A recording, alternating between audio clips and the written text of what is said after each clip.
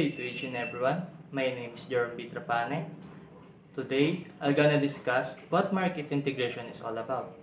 Integration shows the relationship of the firm in the market. The extent of the integration influences the conduct of the firms and consequently their marketing efficiency. The behavior of a highly integrated market is different from that of a disintegrated market. Markets differ in the extent of integration and therefore there is a variation in their degree efficiency.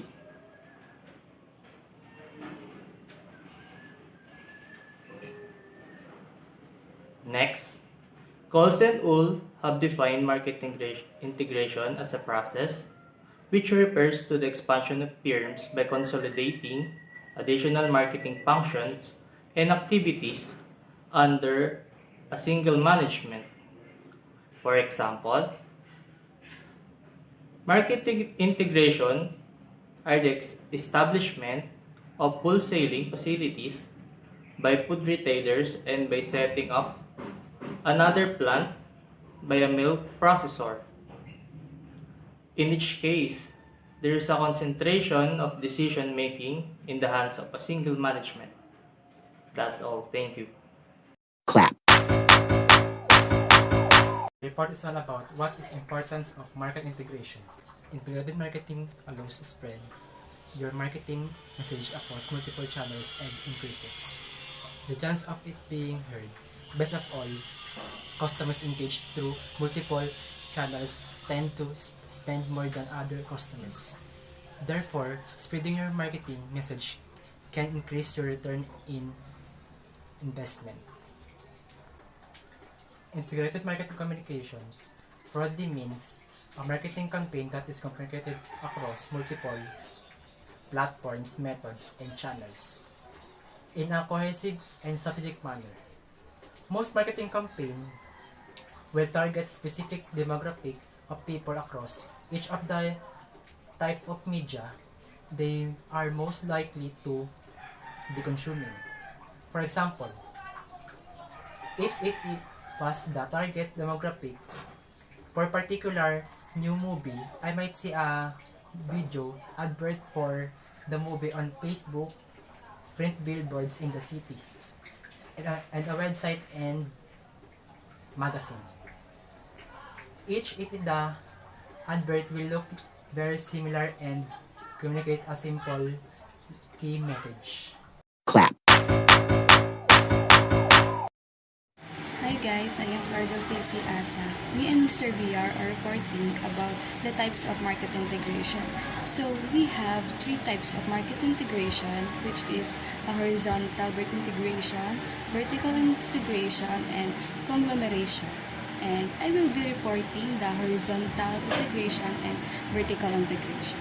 So, horizontal integration means this occurs when a firm or agency gains control of other firms or agency performing similar marketing and function at the same level in the marketing sequence. So in this type of integration, some marketing agency combine to form a union with a view to reducing their effective number and the extent of actual competition in the market.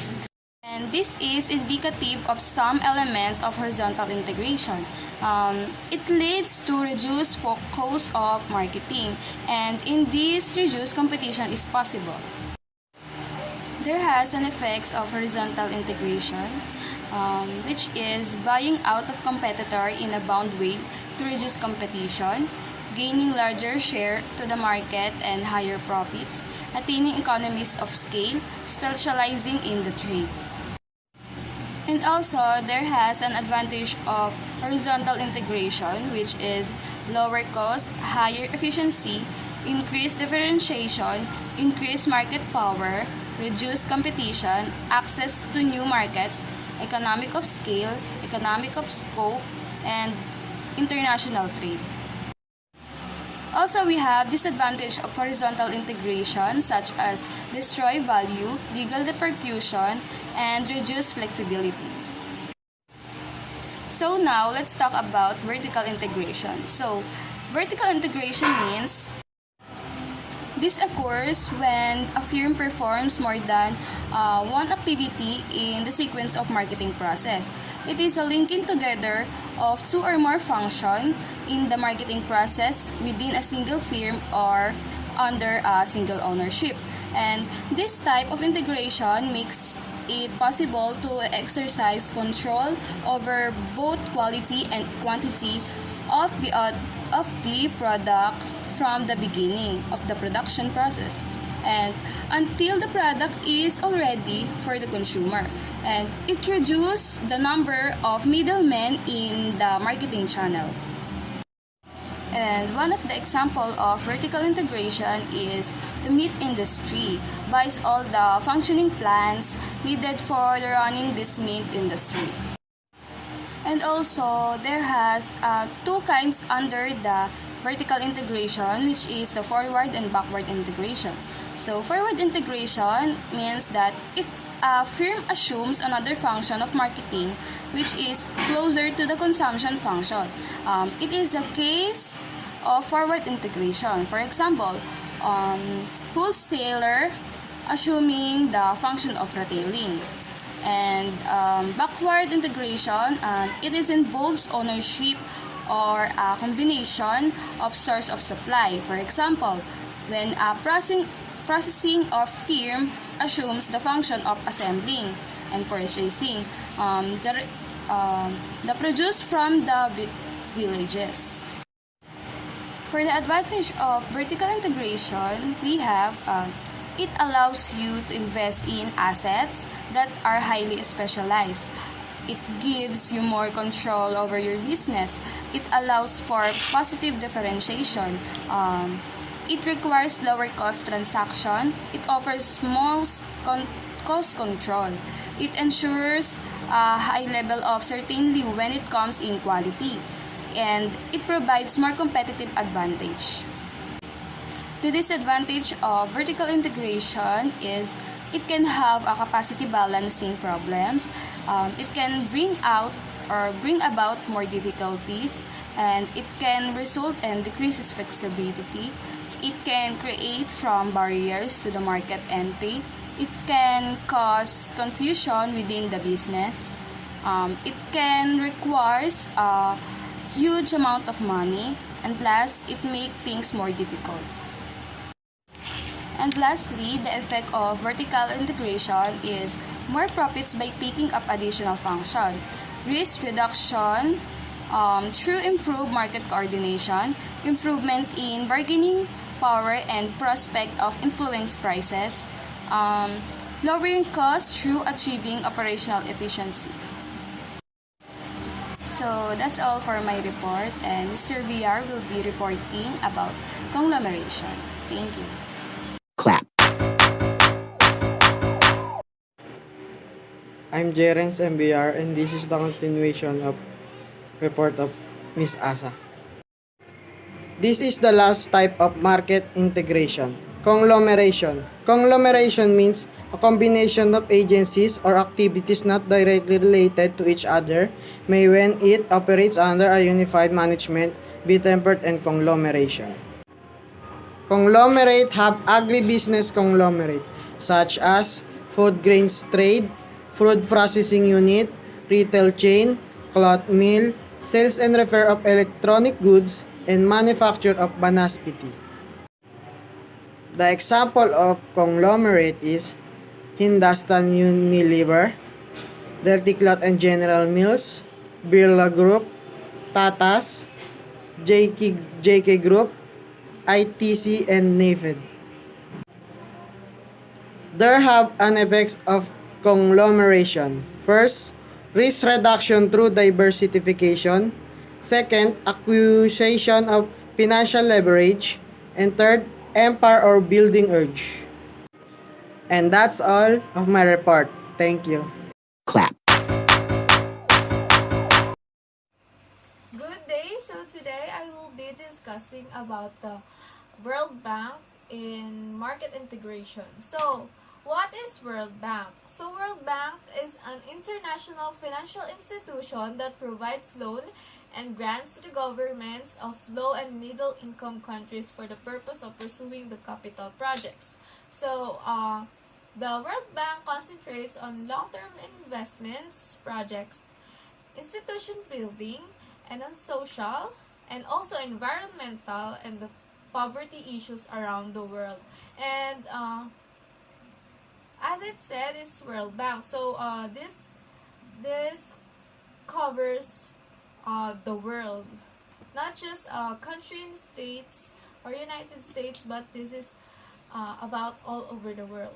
So World Bank also offers zero interest credits and low interest loans or investments, as well as advice and training. So World Bank not just only gives money, but they also provide advice and training on how to handle that money that they gave.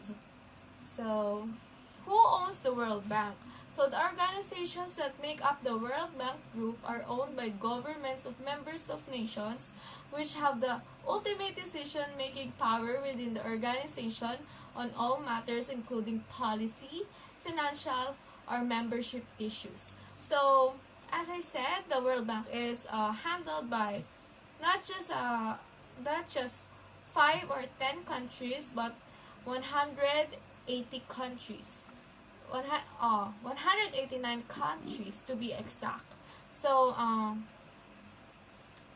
this promotes long-term economic development and poverty reduction by them giving financial needs to the countries that needed it. So the history of World Bank. This is founded in 1944. So the World Bank works since 1994, and that will be 76 years from now. So the International Bank from Reconstruction and Development, soon called the World Bank, has expanded to closely associated of 5 development institutions. Originally, its loans help rebuild countries devastated by the World War. So, since before, the World Bank helps a lot of countries to its financial support and also providing them technical support. So, the importance of World Bank. So, the World Bank continues to play an integral role on helping countries reduce poverty and improve the well-being of their citizens. World Bank funding provides a resource to countries to utilize the service of global companies to accomplish their objectives. So, the importance of the World Bank, this promotes long-term economic development and poverty reduction by providing technical and financial support to help countries. So, the World Bank does is building schools, building health centers, and providing water and electricity to the places that hasn't able to have it. And as of now, we see that they are also fighting disease like they did before. So, and they also do protect our environment, because this also causes the poverty that we will be that people is doing right now. Okay, so the World Bank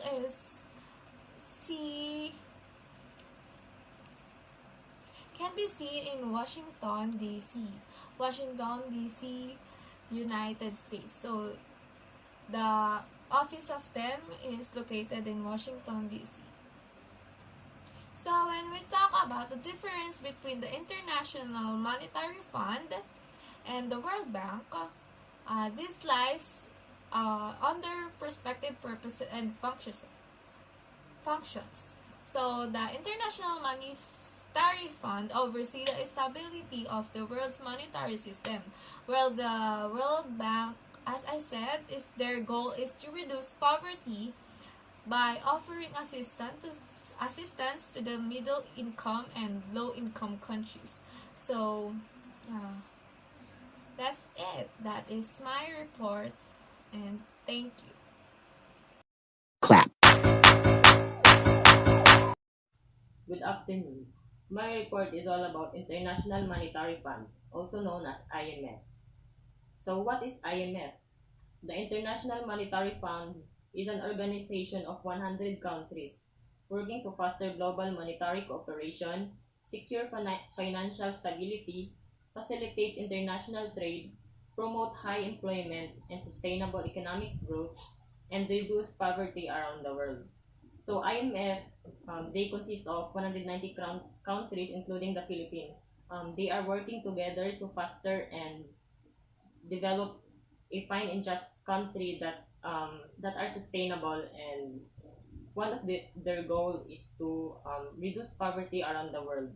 So this IMF is a product of globalization, which we all know that one of their aim is to aid the country to a fine and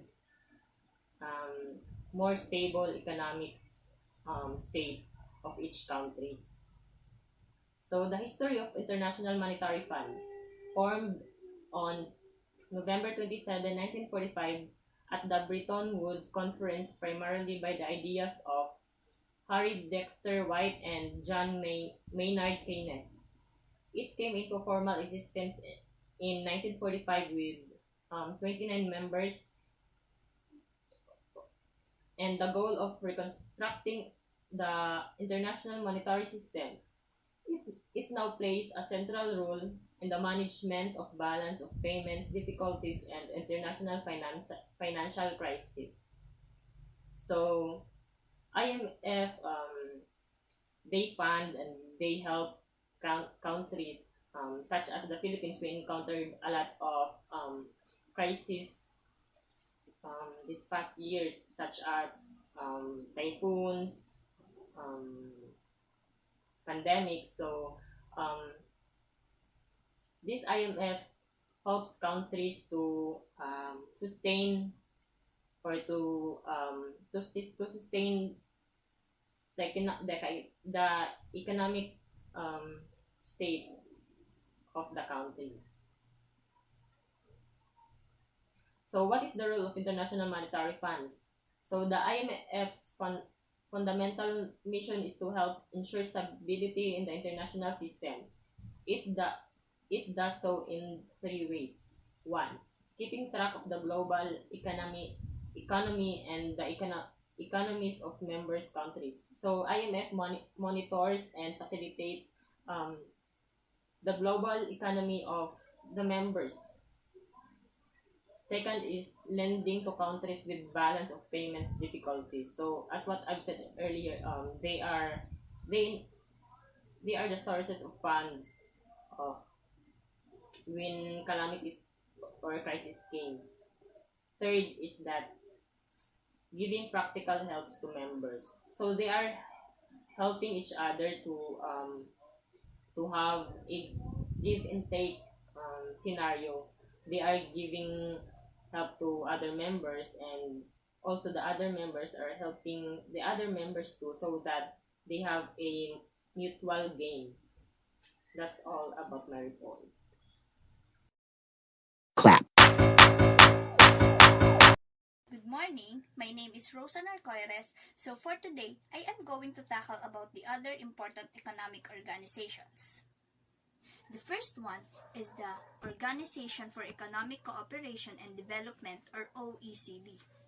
The OECD, or Organization for Economic Cooperation and Development, is an international organization that promotes policy, coordination, and economic freedom among developed nations. The OECD is the most encompassing club of the world's rich countries. It has a little formal power, but it is highly influential. second one is the European Union or EU. It is a product of World War II as well as the Bretton Woods era, and now it encompasses 27 member states. European Union is the largest domestic market in the world, but now it's soon to be surpassed by China with 500 million citizens. European countries designed to tear down trade's economic and social barriers and promote flourishing in their area or in these areas. The third one is the North American Free Trade Agreement or NAFTA. It came into effect on January 1, 1994, wherein NAFTA or NAFTA was ratified by the three countries' national legislators in 1993. It was based on the idea that the US, Canada, and Mexico were to eliminate most barriers to trade and investment over the ensuing 15 years. The North American Free Trade Agreement purpose is to reduce trading costs, increase business investment, and help the North American to be more competitive in the global marketplace. The agreement is between Canada, US, and Mexico. Again, I am Rosan ARCOIREZ, and that would be all. Thank you. Clap.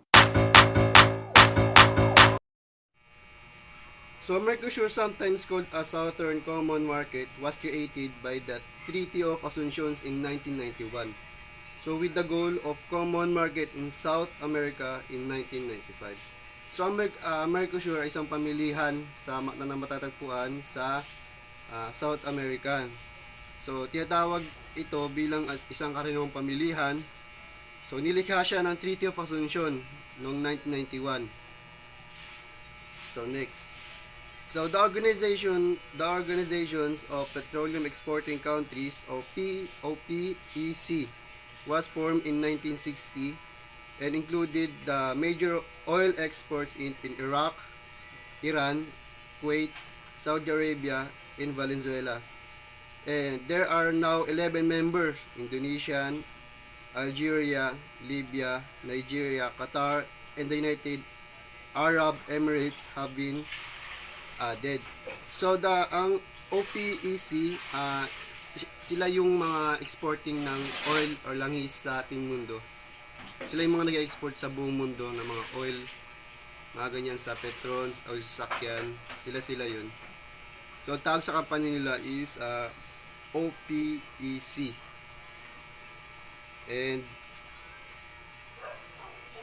so ano nga ba ang OPEC? So the organization of the petroleum exporting countries is an intergovernmental organization of 13 countries, founded on September 4, 1960, in Banghad by the first 5 members. It has since 1965 been headquarters in Vienna, Austria, although Austria is not an OPEC member state.